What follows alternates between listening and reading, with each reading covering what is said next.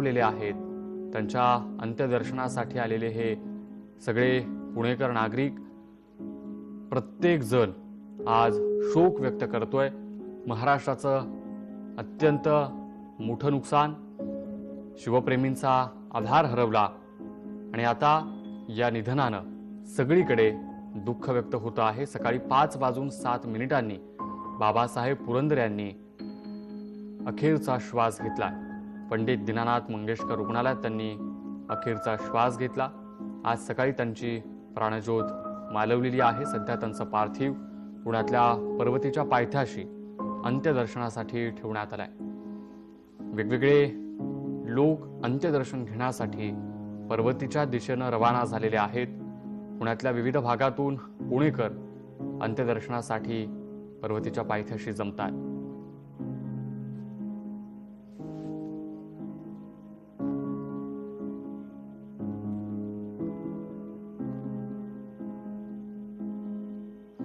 साडे 10 वाजता शिवशाहीर, शिवचरित्रकार, महाराष्ट्र भूषण, पद्मविभूषण बाबासाहेब पुरंदरे यांच्या पार्थिवावर अंत्यसंस्कार केले जाणार आहेत। काल त्यांची प्रकृती खालावली अशी माहिती होती, मात्र अधिकृतपणे रुग्णालयानं आज सकाळी त्यांचा मृत्यू झाल्याचं सांगितलं आणि त्यांची मृत्यूशी सुरू असलेली झुंज अपयशी ठरली आणि त्यानंतर महाराष्ट्रात सगळीकडे दुःख व्यक्त केलं जात आहे। शिवशाहीर बाबासाहेब पुरंदरे यांचं सकाळी निधन झालं। पुण्यातल्या दीनानाथ मंगेशकर रुग्णालयामध्ये त्यांच्यावर उपचार सुरू होते, मात्र उपचारादरम्यान त्यांची प्राणज्योत मालवली। काही दिवसांपूर्वी बाबासाहेब पुरंदरे यांना घरात पाय घसरून पडल्याने इजा झाली आणि त्यानंतर त्यांना रुग्णालयामध्ये दाखल करण्यात आलं। रुग्णालयामध्ये त्यांच्यावर अतिदक्षता विभागात उपचारही सुरू होते, मात्र बाबासाहेब पुरंदरे यांचं आज पहाटे निधन झालं। 100 वर्षांचे बाबासाहेब, शिवसृष्टी सारखा अत्यंत महत्त्वाचा प्रकल्प ज्यांचं स्वप्न होतं, त्याच ठिकाणी अगदी काही महिन्यांपूर्वी मोठा कार्यक्रम पार पडला। बाबासाहेबांविषयी भरभरून लोक त्या कार्यक्रमात बोलले आणि शेवटच्या क्षणापर्यंत कार्यरत असणारे बाबासाहेब आज आपल्यात नसल्यामुळं प्रत्येक जण दुःख व्यक्त करतोय। पर्वती इथल्या निवासस्थानी त्यांचं पार्थिव अंत्यदर्शनासाठी ठेवण्यात आलेलं आहे। 10:30 वाजता वैकुंठ स्मशानभूमीत त्यांच्यावर अंत्यसंस्कार करण्यात येणार आहेत। रविवारी रात्री 8 वाजण्याच्या सुमारास त्यांना न्यूमोनिया झाला, त्यांची प्रकृती खालावली अशी माहिती होती आणि त्यांची ही मृत्यूशी सुरू असलेली झुंज अपयशी ठरली। 29 जुलै 1922 रोजी बाबासाहेबांचा जन्म झाला। बळवंत मोरोपंत पुरंदरे असं त्यांचं मूळ नाव। बाबासाहेब पुरंदरे म्हणून त्यांची सगळीकडे मोठी ओळख आहे।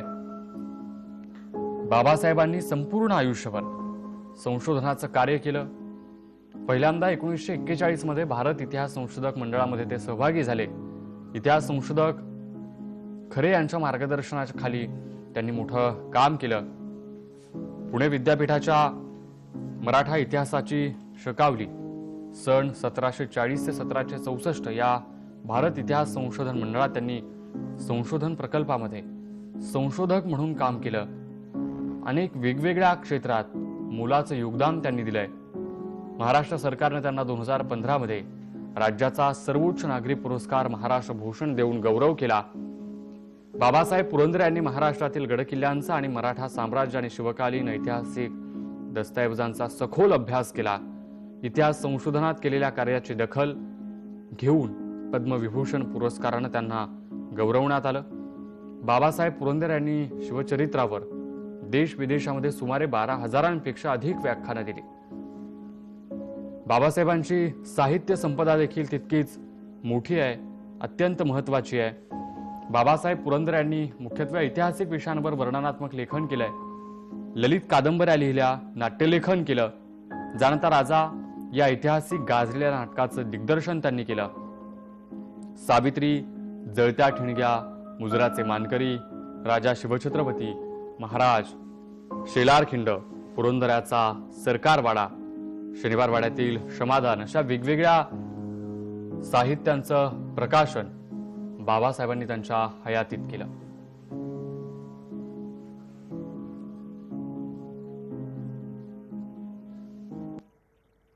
आणि सध्या बाबासाहेब पुरंदरे यांचं पार्थिव अंत्यदर्शनासाठी पुण्यातल्या पर्वतीच्या पायथ्याशी ठेवण्यात आलं आणि त्या ठिकाणाहून आपले प्रतिनिधी प्रशांत गोडसे आपल्या सोबत जोडले गेलेले आहेत. प्रशांत, हळूहळू लोक जमायला सुरुवात झालेली आहे. सध्या पर्वतीच्या पायथ्याशी काय चित्र पाहायला मिळतंय? लोकांच्या काय भावना आहेत?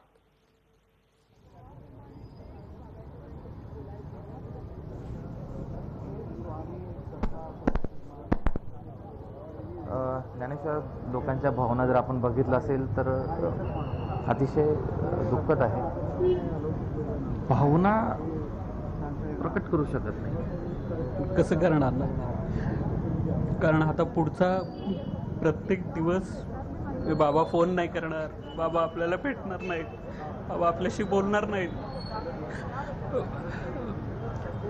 नाही, बाबांनी कधी कोणाचा द्वेष नाही केला, मत्सर नाही केला. बाबा रागवले, पण त्यांनी ओरडताना पण किंवा रागवताना पण ही काळजी घेतली की ते नख न लागायची. त्यांनी नेहमी काळजी घेतली. हे प्रत्येक क्षणाला, प्रत्येक तासाला आता दिवसेंदिवस ते जास्त प्रखर होत जाईल. कारण सवय लागली आहे की बाबा 2 दिवस नाही भेटले की बाबांचा फोन यायचा, तुम्ही मला भेटायला नाही आलात, मला भेटायला आता कुठे बघायचं आहे आणि काय, सगळं अस्पष्ट आहे सगळं. अशी कोणती एखादी आठवण जी कायमची स्मरणात राहील आणि कायम आठवत राहील? खूप आहेत, खूप आठवणी आहेत. पण ते नेहमी आता नेहमी म्हणायचे की शेवटीचा दिवस गोड व्हावा, अशी त्यांची फार इच्छा होती. पण ते असं न बोलताच, न काही सांगता परस्परच गेलेत, परस्पर निघून गेलेत. तुम्हाला त्यांचा संपर्क किती वर्ष लाभला? साधारणतः 23-24 वर्ष तर नक्कीच. आणि आता करोनामुळे लोकांशी संपर्क भेटणं, त्यांची ऊर्जा म्हणजे लोकांच्यात मिसळणं, लोकांशी भेटणं, लोकांशी गप्पा मारणं, ही त्यांची ऊर्जा होती. करोना काळात नेमकी ती ऊर्जाच त्यांच्यापासून दुरावली. कारण भेटीगाठीच बंद झाल्या. त्यांच्या काळजीसाठी या भेटीगाठी बंद कराव्या लागल्या. पण ते त्याच्यातून त्यांना लोक पाहिजे होती, त्यांना बोलायचं होतं, पण भेटताही येत नव्हतं. आणि ह्या सगळ्या ह्याच्यात त्यांना निवडक लोक भेटायची, त्यांच्याशी त्यांना भरभरून बोलायला असायचं.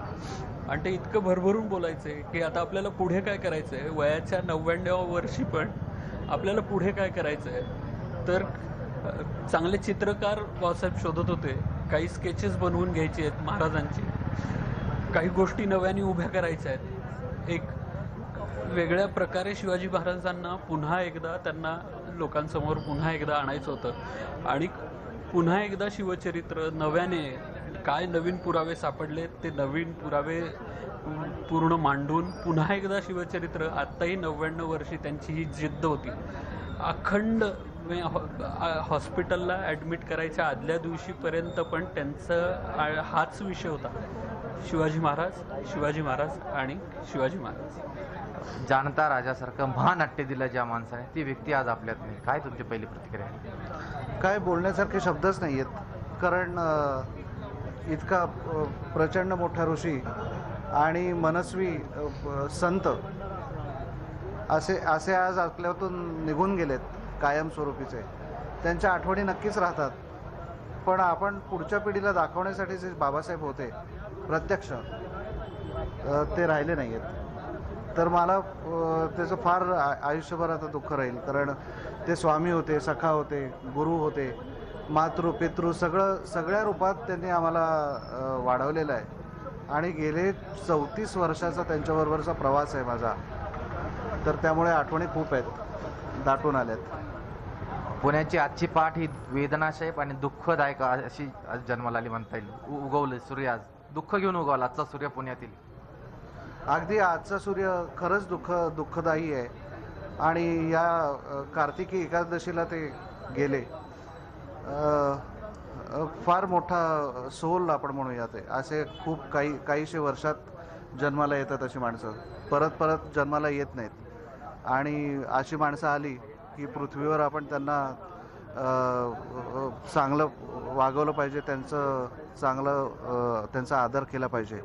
आणि आम्हाला भाग्य लाभलं की आम्ही त्यांच्या इतक्या जवळ होतो, अगदी मुलासारखे. आणि अगदी शेवटच्या क्षणापर्यंत आम्हाला भाग्य लाभलं की आम्ही त्यांच्याजवळ होतो. एवढंच मी सांगू शकतो आत्ता. तरुण पिढीला तर म्हणजे समाजात आपण पॉझिटिव्हिटीने कसं जगायचं ही प्रेरणा त्यांच्याकडून सतत मिळत होती. तर तुमचा अनुभव कसा होता? मी बाबासाहेबांना सांगितलं की माझ्याकडे एक पेशंट आला होता डिप्रेशनचा. मी त्या पेशंटला सांगितलं की बाबासाहेब पुरंदरे यांचं शिवचरित्र घे, कुठलंही पान काढ आणि रोज 10 दिवस वाच. आणि त्याचं डिप्रेशन कमी होत गेलं. ही त्यांची शक्ती आहे. ही शिवाजी महाराजांची तर आहेच, पण बाबांच्या लेखणीची पण शक्ती आहे. आणि बाबासाहेबांकडे पण असे अनुभव होते. त्यावेळेला बांगलादेश युद्धातल्या एका मोठ्या इंडियन आर्मीतल्या माणसाला सुद्धा अशा डिप्रेशनमधून शिवचरित्राने बाहेर काढलं. ही शिवाजी महाराजांची आणि बाबासाहेबांच्या लेखनाची ताकद आहे. आणि आत्ताच्या सगळ्या तरुण पिढींना मी हेच आवाहन करतो की महाराज खरे कळून घ्या. महाराजांचे कैसे चालणे, त्यांचे कैसे बोलणे, त्यांचे सलगी देणे म्हणजे समजून सांगण्याची पद्धत कैसी असे हे समजून घेतलं पाहिजे. आणि ही प्रचंड मोठी प्रेरणा आपल्याला सूर्याच्या प्रमाणे आणि मोठ्या धबधब्याप्रमाणे बाबासाहेबांनी सतत आणि अत्यंत फुकट मुद्दामून म्हणतोय मी, कारण आम्हाला त्यांचं कळायला पाहिजे तेवढं मोल कळलं नाही असं वाटतं म्हणून फुकट म्हणतो. तर अशी आपल्याला दिली आणि अजूनसुद्धा ती देत राहतील. आणि ती आपल्याला घ्यायला पाहिजे. आपल्या पुढच्या पिढीला त्यांनी दिलेली शिकवण पुढे पास ऑन करायची आपली जबाबदारी राहील असं मला वाटतं. अगदी बरोबर आहे. ताई, मावशी तुम्ही काय? आमच्या मुलांचे आजोबा होते. मुलं आजोबांच्याकडनं खूप शिकतात आणि अजून खूप शिकायचं होतं. अर्ध्यातच सोडून गेले. आमच्या मुलांना असं शिक्षणापासून वंचित झाले मुलं. खूप शिकायसारखं होतं. हे बाबासाहेबांसारखे माणूस मिळणारच नाही. आमचं तर दूरदूरचं संबंध, पण तरीही इतकी प्रेम आणि माया लावलं होतं त्यांनी की माझा मुलगा तर खूप हे झालं की, आणि मला पण की त्याचा आधार एक गेला. एक खूप मोठा आधार होता बाबासाहेबांचा. प्रत्येक गोष्ट ते खूप समजून सांगायचे, इतके छान शिकवायचे. मुलांचं शिक्षणच आता बंद झाल्यासारखं असं झालंय. म्हणजे त्यांना आता शिकवणारं कोण राहिलं नाही. खूप वाईट वाटतं. आम्हाला अजून हवे होते बाबासाहेब. मुलं अजून शिकेपर्यंत अजून अर्धवट शिक्षण ठेवलंय मुलांचं. ह्याचं खूप वाईट वाटतं. अगदी बरोबर. अनेकांची अपेक्षा होती बाबासाहेब अजून हवे होते. ताई, तुम्ही काय सांगा? नाही, बाबासाहेब नाही, ही कल्पनाच ॲक्च्युली मनाला पटतच नाही आहे. आणि बाबासाहेबांकडनं खूप शिकण्यासारखं होतं. प्रत्येक वेळेला जांताराजाच्या प्रयोगाच्या निमित्ताने माझा संपर्क त्यांच्याशी आला होता. पण प्रत्येक वेळेला आपुलकीने बोलणं, मायाने विचारणं, मायाने डोक्यावरनं हात फिरवणं, आशीर्वाद देणं, ही गोष्ट खरंच आम्ही खूप मिस करणार आहे. आणि बाबासाहेबांना ही कल्पनाच आम्ही करत नाही. खरंच एका इतिहास पुत्राचा झालेला दुर्दैवी असतं आहे. तुमच्या भावनाच बोलताय की बाबासाहेबांचं जाणं हे म्हणजे महाराष्ट्रातीलच नव्हे, देशामध्ये त्यांचे जे चाहते त्यांना देखील वेदनादायक आहे. हो, खरंच हे वेदनादायी आहे. म्हणजे आता आम्ही दर्शन घ्यायला आलो, पण बाबासाहेबांना असं बघायची कधीच सवय नाही हो मला. कधी गेलं तरी हसतमुखाने बोलणं येते, विचारच नाही करू शकत आहे. आणि ते खरंच बाबासाहेबांचा मृत्यू पचवणं खूप अवघड आहे. अगदी बरोबर आहे की बाबासाहेबांचं दर्शन अशी घ्यायची वेळ येते याची कल्पना करणं देखील वेदनादायक आहे. असं आपण बघितलं असेल जे बाबासाहेबांचं दर्शन घेण्यासाठी जे आले पार्थिवचं, त्यांच्याकडनं आपल्याला ऐकायला मिळते. प्रशांत, पाण्याने डोळे डबलेले आहेत. अत्यंत दुःख व्यक्त करणारी ही सगळी गोष्ट. आणि यामुळे अनेकांना हा आजचा दिवस, आजचा उगवलेला सूर्य काळा आहे असं तुम्ही म्हणालात त्याप्रमाणे हे दुःख देणारं आजचं चित्र आहे. तुमच्या आजूबाजूला आणखी काही बाबासाहेबांवर प्रेम करणारे लोक पाहायला मिळत आहेत. काय त्यांच्या भावना आहेत, प्रतिक्रिया आहेत? जास्तीत जास्त लोकांच्या प्रतिक्रिया आपल्याला जाणून घेता येतील. अगदी बरोबर आहे. तुम्ही कुठून आलात आणि बाबासाहेबांच्या संपर्कात म्हणजे कशा प्रकारे आलात? शांत होते. मी मूळ रत्नागिरीचा. मी पुण्यात आहे गेले अनेक वर्ष. बाबासाहेबांना पहिली भेट साधारण 10-12 वर्षापूर्वी झाली होती. कुठल्या तरी एका कार्यक्रमात, इतिहास संशोधन मंडळाच्या कार्यक्रमात काहीतरी एक प्रश्न विचारला होता आणि माझं भाग्य असं की बाबासाहेबांना तो प्रश्न आवडला. त्यांनी माझ्या पाठीवर कौतुकाची थाप दिली. त्याच्यानंतर मुद्दाम लग्न झाल्यानंतर मुद्दाम एकदा भेटायला आलो होतो. त्याच्यानंतर दुर्दैवाने हा प्रसंग येईल असं वाटलं नव्हतं. मला मुलीला इथे घेऊन यायचं होतं बाबासाहेबांना भेटायला, पण ते काय जमलं नाही. फार वाईटच घटना आहे अर्थात. सगळ्यात पहिल्यांदी बातमी ऐकल्यावर एकच मत ह्याच्यात येतं, लक्षात येतं, ते पु ल देशपांडेंनी बाबासाहेबांबद्दल म्हटलं होतं की बाबासाहेब सगळ्या ठिकाणी जाऊन आले आहेत जिथे शिवाजी महाराज गेलेले आहेत. त्यांच्या प्रत्येक पावलावर त्यांनी पाऊल ठेवलेलं आहे. फक्त अशी एकच जागा उरली की तिथे ते गेलेले नाहीत. ते अनेक वर्षापूर्वी म्हटलं होतं, तो आजचा दिवस आहे की तिथे त्यांना आज तेही तिथे छत्रपतींना मानाचा मुजरा करायला पोहोचलेले आहेत. आज तुम्ही अतिशय एकदम बोलकं म्हणजे भावना व्यक्त केली की छत्रपतींना मानाचा मुजरा करण्यासाठी ते गेले. छत्रपती शिवाजी राजे नेमके काय घराघरात त्यांनी पोहोचवले. हो, नक्कीच. खूप जणांनी असं आहे की छत्रपती हे व्यक्तिमत्वच असं आहे की त्या व्यक्तिमत्वाबद्दल कोणाला लिहायचा, त्यांच्याबद्दल बोलायचा मोह अनावर होणार नाही. परंतु त्यातलं असं खूपच मोठं व्यक्तिमत्व म्हणजे बाबासाहेब आहेत की ज्यांच्यामुळे लहान लहान मुलापर्यंत, अतिशय प्रत्येक पिढीपर्यंत हे व्यक्तिमत्व पोचलेलं आहे.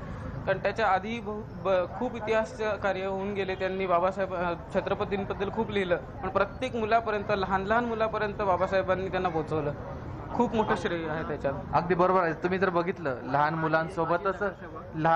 मुलांसोबतच तरुण, त्यानंतर वयस्कर बाबासाहेबांचे चाहते होते. काका तुमचं नाव सांगा पहिले. मी वसंत प्रसाद आहे. दादरा नगरी संग्राममध्ये बाबासाहेबांच्या बरोबर सगळ्यात लहान होतो. 16 वर्षाचा असताना शाळेमधलं गेलो होतो. आता दादरा नगरवरी समितीचे बाबासाहेब अध्यक्ष आणि मी चिटणीस आहे. आणि त्यांचे 2-3 आठवणी फार मोठ्या आहेत. आमची दादरा नगरीचा संग्राम झाल्यानंतर आम्ही परत दमणवर हल्ला करणार होतो, म्हणून काही स्वयंसेवक पुण्यातनं न्यायचे, म्हणून आम्ही पुण्याला येत असताना बाबासाहेबांनी आम्हाला म्हणले की आम्हाला क्रांतीवीरांचं, सावरकरांचं आपल्याला दर्शन घ्यायचं आहे. म्हणून मग दादरला हिंदू कॉलनीमध्ये सावरकरांच्या निवासस्थानी आम्हाला बाबासाहेब घेऊन गेले. आम्ही हनुमान व्यायाम मंडळाचे 12 जण या संग्रामामध्ये होतो आणि आम्हाला सावरकरांच्या बंगल्यावर घेऊन गेल्यानंतर खाली त्यांचे रखवालदार होते, वॉचमन होते. ते म्हणले वा ते आजारी आहेत, ते काही दर्शन देत नाही आहेत, परंतु ते व्हरांड्यामध्ये चक्रा मारत होते आणि त्यांनी ते ऐकलं की आम्ही नगर हवेलीच्या संग्रामातनं आलेलो आहोत. त्यांनी वरून निरोप दिला की 1 तासाभराने तुम्ही या, आणि मग तासाभराने यायचं म्हणल्यानंतर बाबासाहेबांनी सगळा हिशोब केला.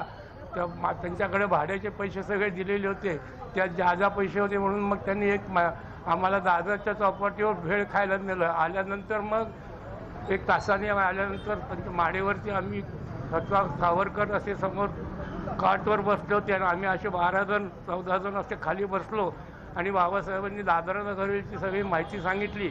माहिती सांगितल्यानंतर तुम्ही आलात, सगळा तुमचा कार्यक्रम करून आलात, हे अतिशय चांगलं झालं, पण आता म्हणजे लक्षात ठेवा आयत्या बेळावरती नागोबा येतील. नागोबा कसले म्हणजे 2 तोंडाची गांडोळं येतील. ही आठवण मला फार आयुष्यभर आहे. बाबासाहेबांच्यामुळं सावरकरांचं आमचं दर्शन झालं. माझं वय आता 87 आहे. या समितीचं, दादरा नगरी समितीचा मी अध्यक्ष, बाबासाहेब अध्यक्ष आहेत आणि मी चिटणीस आहे. घेतला. आणखीन काही आठवणी पाहिजेत का? निश्चितच बाबासाहेब ज्यांनी सहवास लाभला असे देखील आपल्या स्वातंत्र्य सैनानी, ते सुद्धा आपल्यासोबत आता बोलत होते. आणि आपण बघितलं असेल की लहान, थोर आणि वयस्कर हे देखील सध्या आता पर्वती निवासस्थानी येताना पाहायला मिळत आहे. ज्ञानेश्वर. नक्कीच प्रशांत, आता अंत्यदर्शनासाठी म्हणून मोठी गर्दी त्या ठिकाणी जमतानाचं चित्र पाहायला मिळतंय. सध्या एकदा कॅमेरामॅनला विनंती करून आजूबाजूला काय चित्र आहे ते दर्शकांना दाखवा.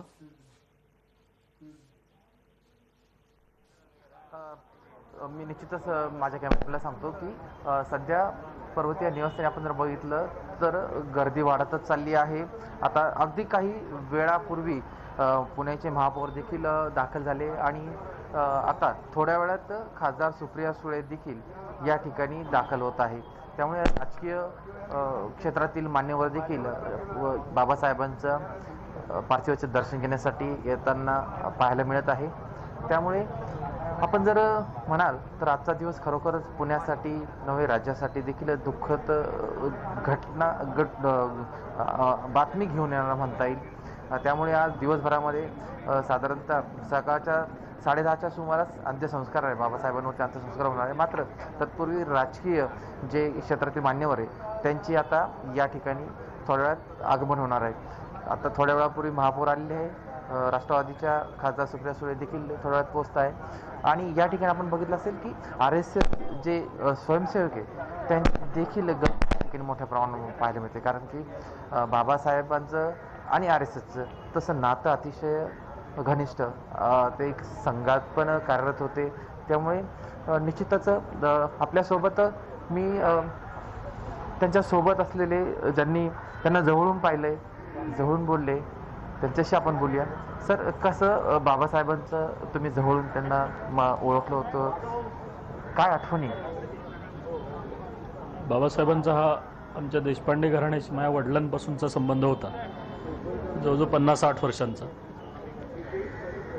आणि अगदी लहानपणापासून त्यांचं घरी कोल्हापूरकडे आमचं येणं जाणं असायचं. आमचं येणं जाणं पुण्याला व्हायचं, तेव्हा मी बाबासाहेबांना भेटून यायचो. पण पुण्यामध्ये स्थायिक झाल्यानंतर तर बाबासाहेबांची आठवड्यातून किमान 2-3 वेळा, काही वेळा दररोज अशी भेट व्हायला लागली.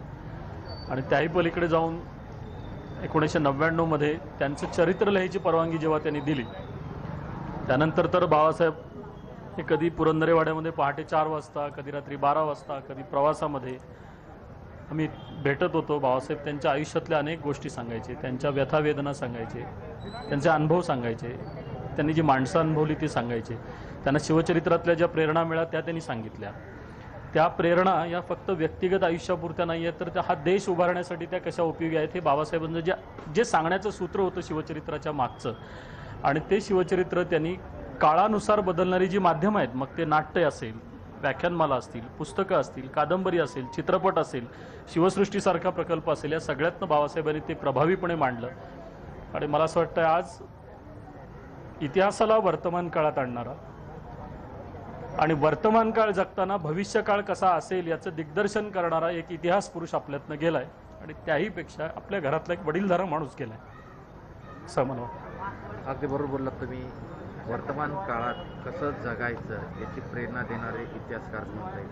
मात्र ज्या प्रकारे छत्रपती शिवाजी महाराज यांच्यावरती त्यांनी जाणता राजासारखं महानाट्य निर्माण केलं, आता तुमच्या भावना या शब्दात वर्णन करू शकत नाही, पण हरपला तो तारा हरपला जाणता राजासारखं नाट्य निर्माण करणार. मी असं म्हणेन की तुम्ही बघा, शिवाजी महाराजांना 50 वर्षाचं आयुष्य लाभलं. बाबासाहेब भाग्यवान की शिवाजी महाराजांचं आयुष्य आणि त्यातल्या प्रेरणादायी कथा पुराव्यासहित 85 वर्ष त्यांनी मांडल्या, अनेक पिढ्यांपर्यंत पोचवल्या. बाबासाहेबांशी मतभेद असलेले अनेक विचारधारांमधले लोकसुद्धा याबाबतीत एकमत होते की इतिहास संशोधनाशी असलेल्या त्यांच्या ज्या निष्ठा होत्या त्यासाठी त्यांनी घेतलेले जे कष्ट होते याला तोड नाही आहे. तानाजी मालुसरे ज्या कड्याने चढून गेले तो कडा आपल्या मुलाला पाठीशी घेऊन चढणारा इतिहास संशोधक माझ्या बघण्यात नाही आहे. आणि मला असं वाटतं संशोधनासहित आपल्याला आयुष्यात जे काही करायचं आहे ते कसं करावं हे दाखवून देणारा माणूस गेला आपल्यातनंच. अगदी बरोबर आहे. आपण जर बघितलं की ज्या प्रकारे त्यांनी, अगदी बरोबर आहे, ज्या प्रकारे बाबासाहेबांनी मी आहे इथे पुरंदरेवाड्याच्या इथे जाणता राजाच्या माध्यमातून छत्रपती शिवाजी महाराजांचं चरित्र घराघरात पोहोचवलं. प्रशांत, आपल्यासोबत जे मान्यवर आहेत त्यांनी बाबासाहेबांवरती मोठं लिखाण केलंय, त्यांच्या चरित्राचं त्यांनी लिखाण केल्याची माहिती आहे. जरा त्यांच्याकडून अधिकची माहिती आपल्याला मिळवता येईल. बाबासाहेबांचं काय वेगळेपण होतं हे आपल्याला त्यांच्याकडून जाणून घेता येईल. ते सध्या या सगळ्या घाईच्या काळात व्यस्त दिसत आहेत. ते ज्यावेळी या सगळ्यात बोलण्यासाठी तयार होतील तेव्हा त्यांच्याकडून बाबासाहेबांबद्दलच्या आठवणी ऐकायला.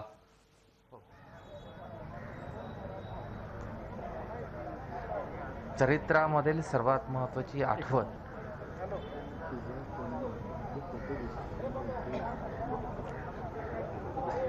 त्यांचं शेड्यूल खूप बिझी असतं. चरित्रामध्ये बाबासाहेबांसोबत तुम्ही ज्यावेळेस चर्चा करतो त्या चरित्रामधील एखादी महत्त्वाची आठवण काय? कोणत्या चरित्रामधली? शिवचरित्रातली की बाबासाहेबांच्या? बाबासाहेबांची आठवणी खूप आहेत खरं तर. पण आठवणीत राहण्यासारखी आणि ती चिरकाल सतत आठवत राहणार.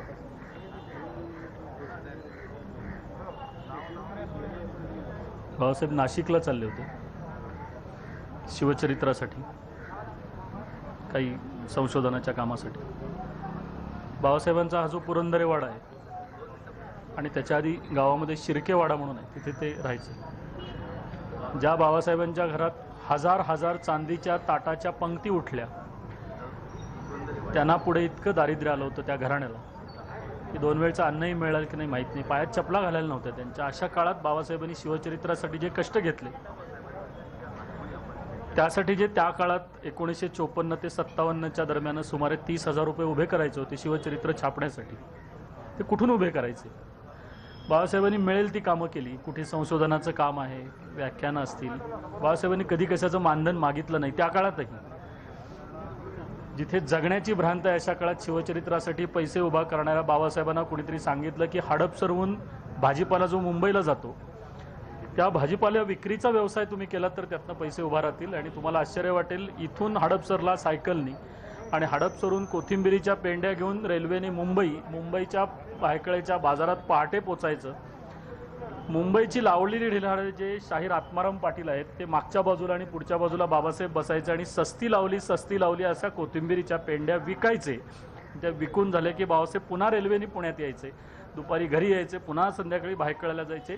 हा जवळजवळ 3.5 महिने प्रवास बाबासाहेबांनी केला. आणि त्या काळात रात्री रेल्वेमध्ये उभं राहून बसायला जागा नाही मिळाली तर बाबासाहेब शिवचरित्रातल्याच आपला अभ्यास करायचे. त्यातून बाबासाहेबांना आजारी पडायला झालं, त्यामुळे बाबासाहेबांनी तो व्यवसाय सोडला. पण मला सांगा की शिवचरित्रासाठी इतिहास संशोधनाचे सगळे मार्ग हाताळणारे बाबासाहेब, काळानुसार जी माध्यमं आहेत त्यातून शिवचरित्र पुढच्या पिढ्यांपर्यंत जाणारे बाबासाहेब, हे केवळ काहीतरी त्यातून पैसे मिळवावेत आणि अशा क्षुल्लक गोष्टींसाठी काम करत नव्हते. तर शिवचरित्र हा देश उभारणीचा एक मोठा मार्ग आहे, ते साधन आहे हे मानणारे बाबासाहेब, ते शिवचरित्र प्रकाशित व्हावं यासाठी प्रसंगी भायखळ्याच्या बाजारात जाऊन भाजी विकतात. मला असं वाटतं हा नव्या पिढीच्या दृष्टीने इतका मोठा मेसेज आहे की आपलं आयुष्य साधं उभं करताना आपल्या ज्या अडचणी येतात त्याच आपल्याला इतक्या मोठ्या वाटतात. पण ज्यांनी एक मिशन आपल्या आयुष्याचं ठरवलं आहे, ते मिशन पूर्ण करण्यासाठी कसं वागावं आणि तरीही त्यातले कुठले अपमान कधी सांगितले नाहीत त्यांनी. त्या चरित्राच्या निमित्तानं त्यातले काही तपशील आले, हा भाग वेगळा.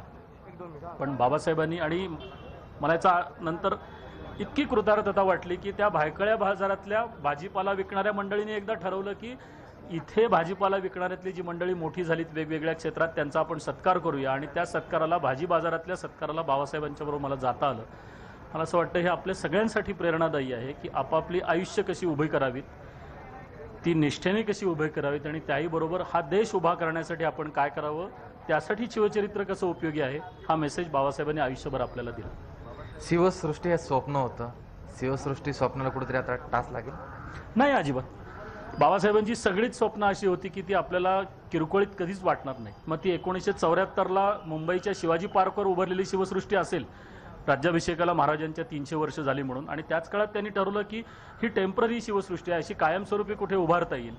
म्हणून बाबासाहेबांच्या वाढदिवसाला 1995-96च्या दरम्यान त्यावेळच्या भाजप सेना सरकारने त्यांना पुण्याजवळ आंबेगावला जी जागा दिली, त्या जागेचा आराखडा आणि एकाच प्रकारच्या किल्ल्यामध्ये वेगवेगळी वैशिष्ट्ये इतिहासाची, शिवचरित्राची, अत्याधुनिक साधनांच्या सहित मांडायचा बाबासाहेबांचा जो आराखडा त्यांच्या सहकाऱ्यांचा आहे, त्या शिवचरित्राच्या पहिल्या टप्प्याचा बराचसा भाग आता पुरा झाला आहे. आणि 13 ऑगस्टला बाबासाहेबांनी तिथीनुसार 100व्या वर्षात पदार्पण केलं, त्यावेळी तो भाग आपल्याला सगळ्यांना बघायलाही मिळालेला आहे. शिवसृष्टीचं पुढचं सगळं काम हे त्या टप्प्यानुसार चालू आहे. आणि मला असं वाटतं की बाबासाहेबांवर प्रेम करणारे, शिवचरित्रावर प्रेम करणारे आपण सगळेजण हे आपलं कर्तव्य मानून त्याच्यात पुढे आलो तर शिवसृष्टी ही नजीकच्या काळात आपल्याला साकारलेली दिसेल. बाबासाहेबांकडून प्रेरणा घेता येतील असे काही क्षण ऐकायला मिळतील? बाबासाहेब मला ओळखत होते अशा काळामध्ये. आत्ता ॲडमिट झाल्यानंतर 27 ऑक्टोबरला, आणि बाबासाहेब ओळखत नव्हते अशा काळात म्हटलात तर आज सकाळीपर्यंत. आणि मला असं वाटतं ती शेवटची भेट मी मानत नाही, बाबासाहेब आमच्या बरोबरच आहे. अशा काही आठवणी ज्याच्यामुळे सगळ्यांना प्रेरणा मिळाली बाबासाहेबांमुळे? आयुष्य कसं जगावं, आयुष्यात आलेले जे कष्ट आहेत, परिश्रम आहेत, वेदना आहेत, अपमान आहेत, या सगळ्यावर कशी मात करावी. आर्थिक गरिबी हे काही डगमगून जाऊन आत्महत्या करण्याचा मार्ग नाही. तुम्हाला आश्चर्य वाटेल, शिवचरित्र वाचून आणि मला जे त्यांचं चरित्र बेलभंडारा लिहिण्याचं भाग्य लाभलं ते वाचून अनेकांनी आपले आयुष्य संपवायचा घेतलेला निर्णय मागे ठेवला की एवढं सगळं जर करून एखादा माणूस इथपर्यंत पोचू शकतो तर माझ्या आयुष्यातली संकटं फार थोडी आहेत. मला असं वाटतं या प्रेरणा बाबासाहेबांनी आपल्या व्यक्तिगत आयुष्यासाठी सगळ्यांना दिल्या, पण त्याबरोबरच मी मगाचपासून वारंवार सांगतोय की माझ्या आयुष्याबरोबर हा देश उभा कसा राहील, हे शिवचरित्रातनं काय शिकता येईल, ह्या प्रेरणा बाबासाहेबांनी दिल्या. सांस्कृतिक विश्वाची किती मोठी आज हानी आहे. सकाळी तुम्हाला ज्यावेळेस कळालं त्यावेळेस हां बरोबर आहे, आज सांस्कृतिक विश्वाची खूप मोठी हानी म्हणता येईल. आणि सकाळीच्या माहिती मिळाल्यानंतर आणि म्हणजे काय भावना आहेत? गेल्या काही दिवसांपासून आम्ही इस्पितळात जात असताना बघत होतो की बाबासाहेबांची ही दुर्दैवानी शेवटची लढाई चालू आहे. बाबासाहेब अनेक वेळा इस्पितळात दाखल झाले. बाबासाहेबांच्यावरती 11पेक्षा अधिक शस्त्रक्रिया झाल्या, पण त्या प्रत्येक वेळा बाबासाहेब निर्धाराने बाहेर आले, आत्मविश्वासाने बाहेर आले, त्यांनी ते फाईट केलं. पण ही लढाई अशी होती की 100वे वर्ष आणि आत्ताचे जे कोरोनामुळे ज्या सगळ्या प्रतिकूल गोष्टी आहेत, शरीर साथ देत नाही, अशा काळामध्ये बाबासाहेबांना जी दुखापत झाली आणि त्यातून बाबासाहेब पहिले 2-3 दिवस ते बोलत होते, नंतरच्या काळात ते अतिदक्षता विभागात दाखल झाले. सगळ्या शिवभक्तांसहित तुमच्या आमच्या वेदना या आहेत की बाबासाहेबांसारखा अखंड बोलणारा माणूस, अखंड गप्पा मारणारा माणूस, शिवचरित्र सांगणारा माणूस दुर्दैवाने शेवटी न बोलता गेला. ते अबोलपणे गेले, बोलू शकले नाही. जाणता राजाबद्दल त्यांच्याकडून महाराष्ट्र जाणून घेता येईल शासनाने प्रशांत. भूषण आणि महाराष्ट्रभूषण देशाने पद्मविभूषण सारखे पुरस्कार देऊन त्यांचा गौरव केला. जाणता राजा संदर्भात काय काय आठवणी आपल्याकडे आहे? बाबासाहेबांनी इटलीमध्ये असताना एक कॅरॅकॅला नावाचं समूह नाट्य बघितलं होतं. त्या नाट्यामध्ये त्यातले काही प्रसंग हे आपल्यासमोर अनेक प्राण्यांच्या सहित, शेकडो कलाकारांच्या सहित येतात आणि त्यातून त्यांना स्फूर्ती मिळाली की एका छोट्या प्रसंगावर जर इतकं महानाट्य परदेशात होतं तर शिवचरित्रासारखा इतका मोठा प्रेरणादायी विषय आपण का मांडू नये. आणि त्या स्फूर्तीतून बाबासाहेबांनी 14 एप्रिल 1985ला जाणता राजा महानाट्याचा प्रारंभ पुण्यामधल्या रमणबाग प्रशालेच्या मैदानावर झाला. ती आठवण इतकी रोमांचित करणारी आहे की तो पहिला प्रयोग बघण्यासाठी एक सामान्य शिवभक्त कार्यकर्ता आणि राष्ट्रीय स्वयंसेवक संघाचे प्रचारक म्हणून आजचे भारताचे पंतप्रधान नरेंद्र मोदी हे तो प्रयोग बघायला आले होते.